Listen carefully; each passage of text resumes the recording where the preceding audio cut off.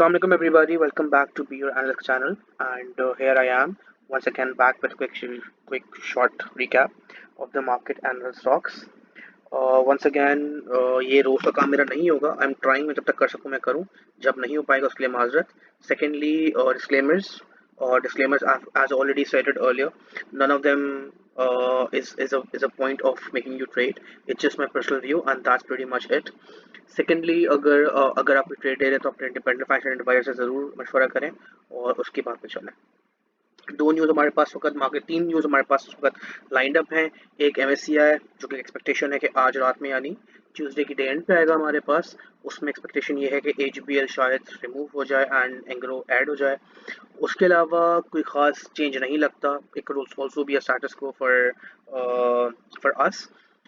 दूसरी न्यूज़ हमारे पास ये है कि हमारे पास डैम के ऊपर हमारे पास न्यूज़ है कि एक्टिवेट होता है.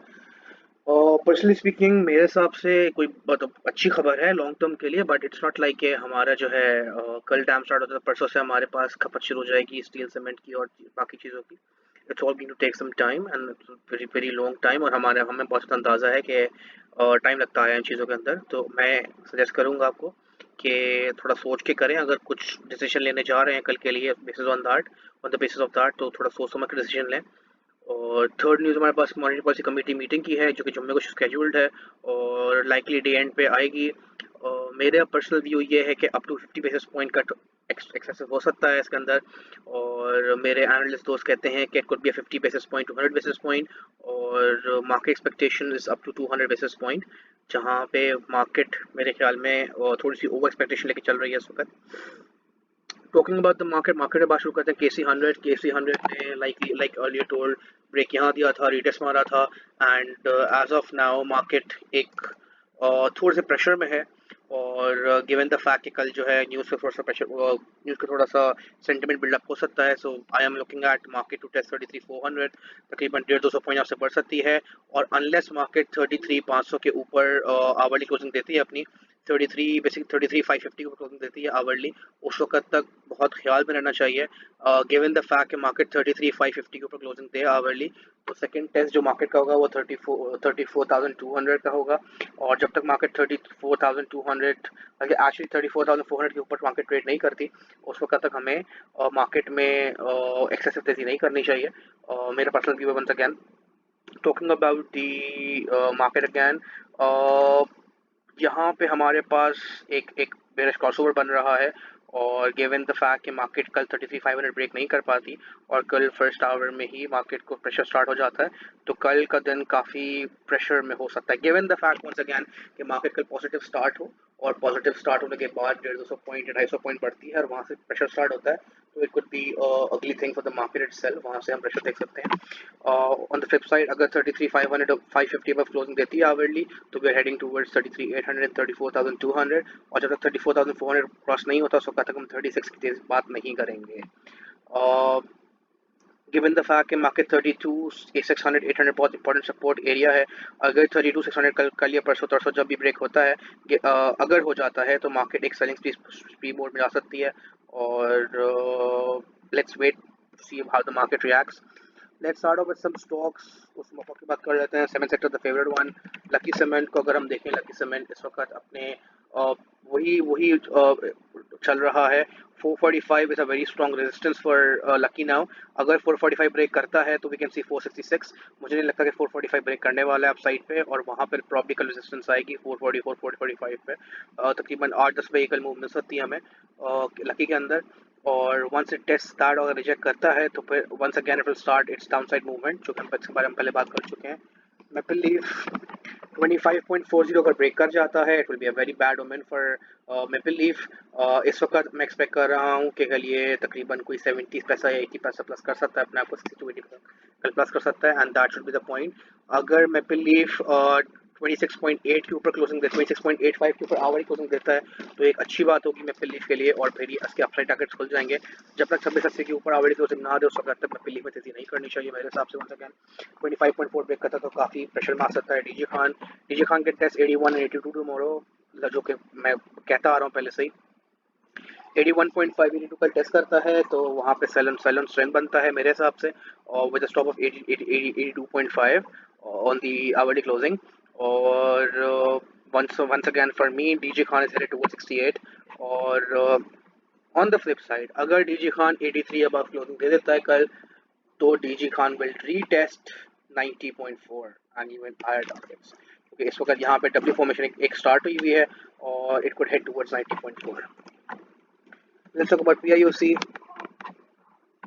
खास बात नहीं करूंगा पीओसी के ऊपर, मैं थोड़ा अवॉइड करता हूँ पीओसी की बात करने का। पीओसी इस वक्त स्टक है 60.5 का स्टॉप अपना चाहिए पैसे में अगर कोई सेल में है, और अगर 60.5 के क्लोजिंग देता है तो फिर ये इसमें एक तेजी की एक लहर फिर से बन सकती है। चिराग सीमेंट की हम बात कर लेते हैं। Chirag cement can test 85.4 tomorrow up to 85.4, और अगर 85.5 के ऊपर क्लोजिंग देता है तो Chirag cement can move once again for a higher target. मुझे लग नहीं रहा कि करेगा, but still let's keep that into our mind. आई स्टील सेक्टर की बात कर लेते हैं। आईएसएल के ऊपर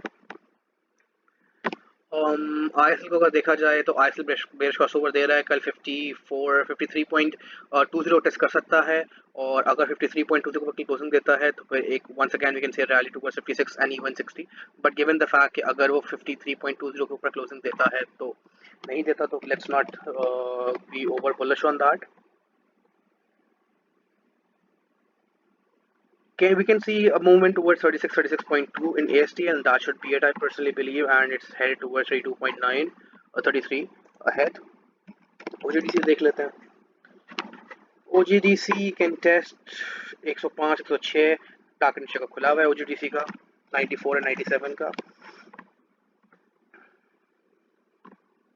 PPL can test 93 tomorrow or if tomorrow, and that should be it in my personal opinion। और अगर देखा जाए इस वक्त तो ये हमें देखना होगा गिवन द फैक्ट कि वो ऐसे मूव करता है and it breaks 89 after it going up. If it breaks 89 तो that will be bad omen for PPL and it can head towards rupees 80 going ahead. HBL देख लेते हैं। HBL is in sell off mode, very strong sell off mode, और यहाँ पे थोड़ी explanation देखी जा सकती है मेरे ख्याल में। अगर एचबीएल आगे जाकर 92 ब्रेक करता है तो 85 जा सकता है। यूबीएल जिस वक्त तक 107.50 पर क्लोज ना दे उस वक्त तेजी नहीं करनी चाहिए इसके अंदर, और अगर 107.5 क्लोज करता है अपवर्ड सब साइड पे तो it can test 114 and 119। MCB देख लेते हैं। एमसीबी अगर 159 के ऊपर क्लोजिंग देता है आवरली तो it can be a very good thing for MCB.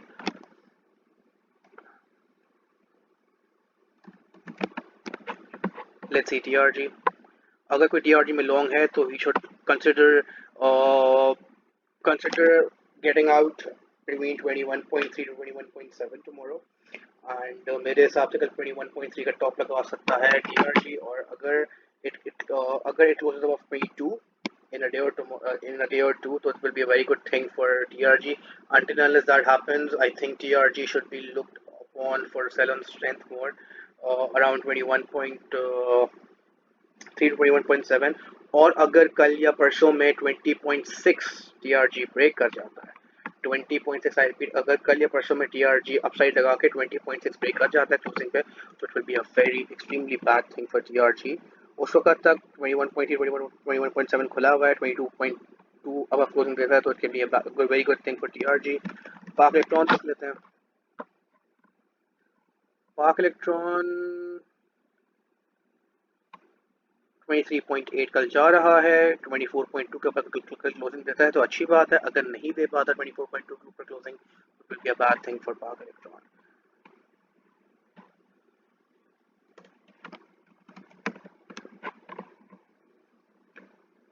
Engro ने कल आज टेस्ट किया है 300 रुपये, और अगर 298 ब्रेक कर जाता है it's a very bad thing for Engro. प्रवेश क्रॉसओवर बन रहा है, चीज़ें थोड़ी सी अगली होने लगी एंग्रो के लिए। अगर किसी ने एंग्रो में तेज़ी करनी है तो 310 की अब क्लोजिंग के ऊपर कर सकता है, वरना अगर 298 ब्रेक कर जाता है एंग्रो तो it's a very bad thing for Engro itself. और मेरे ख्याल में कल के दिन में एंग्रो शायद ब्रेक कर जाएगा। once again that's my personal opinion, I can be wrong. Efert देख लेते हैं। ईफर्ट कल हमने ईफर्ट बात की थी 61.2 61.4 लगाएगा, उसने बिल्कुल ऐसे ही किया and it has close about around 60.25 और मेरे हिसाब से इसकी सेलिंग स्टार्ट हो चुकी सेलिंग भी स्टार्ट हो चुकी है and I am targeting 54 and 58 for this. अगर अब ईफर्ट 61.5 के ऊपर क्लोजिंग देता है तो फिर we can once again have a look to go on a longer side. Until then I would suggest to be very cautious. I think that's pretty much it, and we are done with this with the important stocks. PSMC देख लेते हैं एक दफ़ा, बल्कि दो तीन चीज़ें आपके लिए फ़ायदेमंद हो जाए। PSMC बिल्कुल ये साइड 164 167 टेस्ट कर सकता है, उसने टेस्ट किया है एंड बड़ा मज़ेदार काम हुआ इसमें। आज इसने लो लगाया है 153 का, हाई लगाया है 165 का। आई don't know what was up, क्या कोई बड़ा वॉल्यूम है? कोई बड़ा वॉल्यूम भी नहीं हुआ इसके अंदर। कंसिडरेबली कोई अजीब सी बात लग रही है इस तरह ट्रेड होना। I don't know what to say, but it's not a very good thing कि इस तरह ट्रेड हो रहा है। आई थिंक कल के दिन में PSMC 165 167 लगा सकता है वापस से। 168.5 के स्टॉप्स को सेल ऑन स्ट्रेंथ रखा जा सकता है मोड के ऊपर, और इसमें बुलिश मेरे ख्याल में भी नहीं होना चाहिए। हाँ जी, ठीक है जी। एज कार्ड देख लेते हैं।